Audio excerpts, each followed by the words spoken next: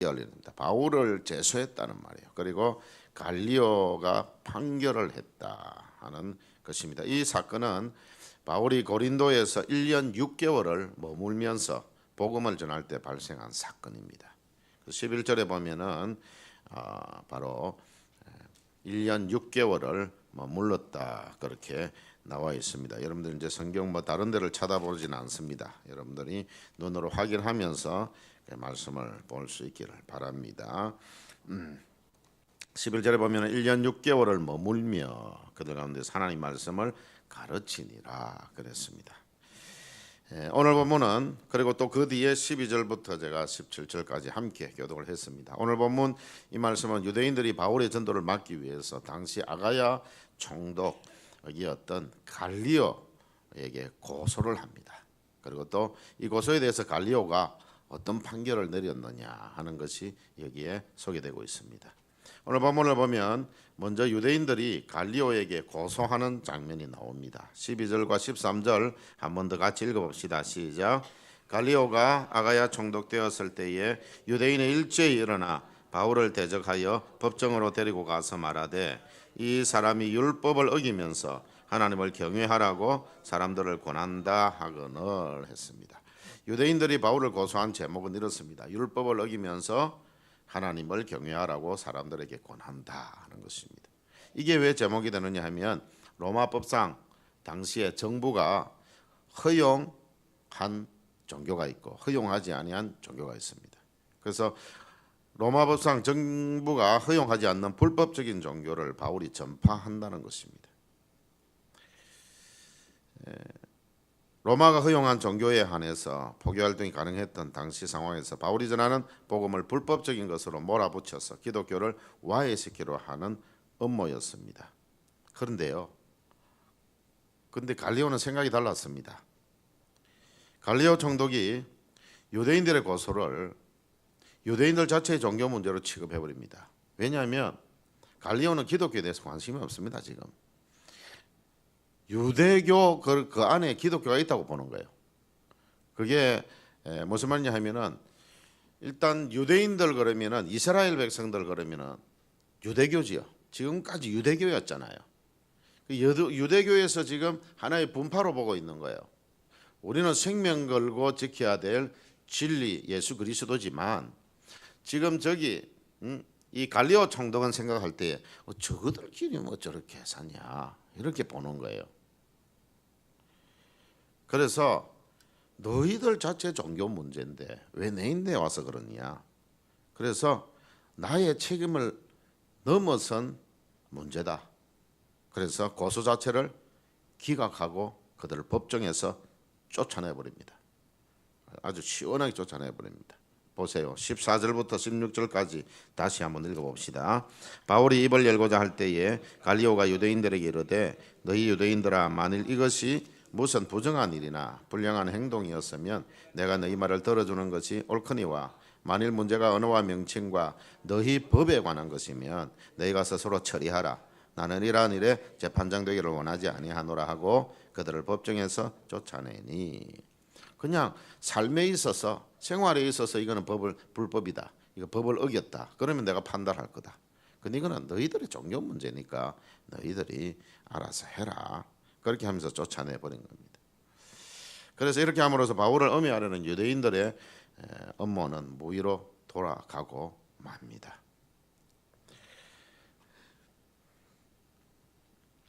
지금 갈리오가 왜 우리 기독교를 그런 식으로 폄하하느냐 그게 아닙니다. 지금 하나님께서 하시고자 하는 그 일은 아닙니다. 하나님께서는 일단 기독교를 박해하지 못하도록 막으시는 겁니다. 갈리오의 판결을 보십시오. 무리들의 요구에 따라서 예수님을 무고하게 죽이도록 내려주었던 누구가 생각납니까? 빌라도가 생각이 나죠. 빌라도, 총독 빌라도, 본디오 빌라도.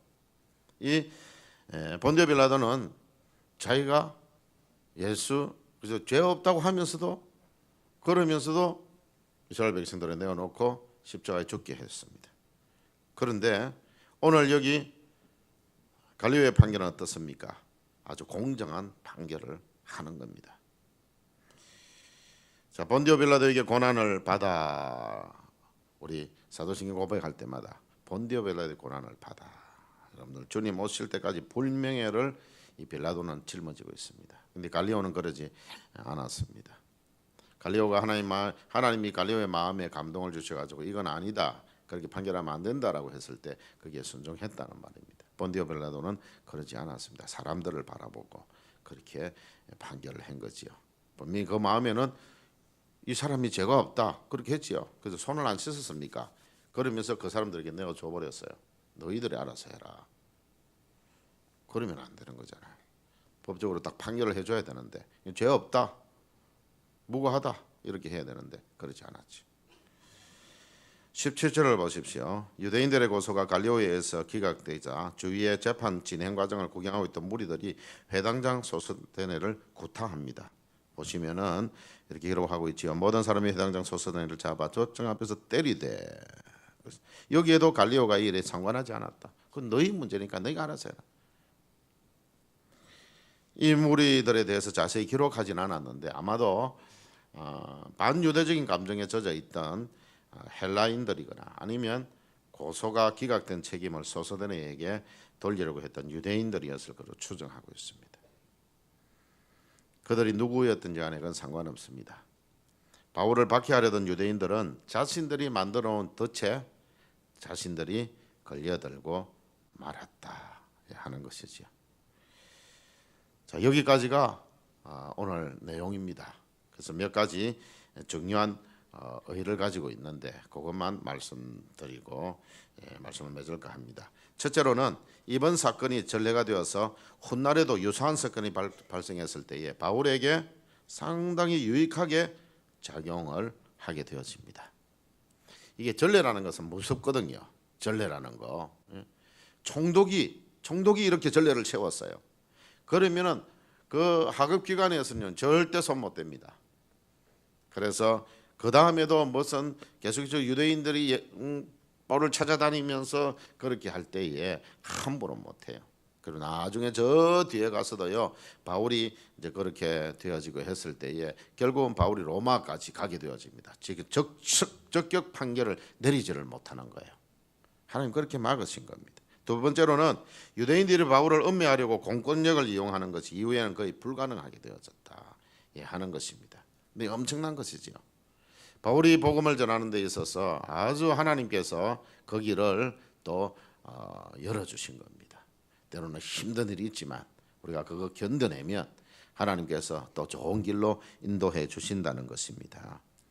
이번 유대인들이 고소사건 그리고 갈리오의 공정한 재판은 바울을 통해서 이방 전도를 이루시려고 하는 하나님의 섭리가 그 속에 있다는 것을 우리가 알 수 있습니다.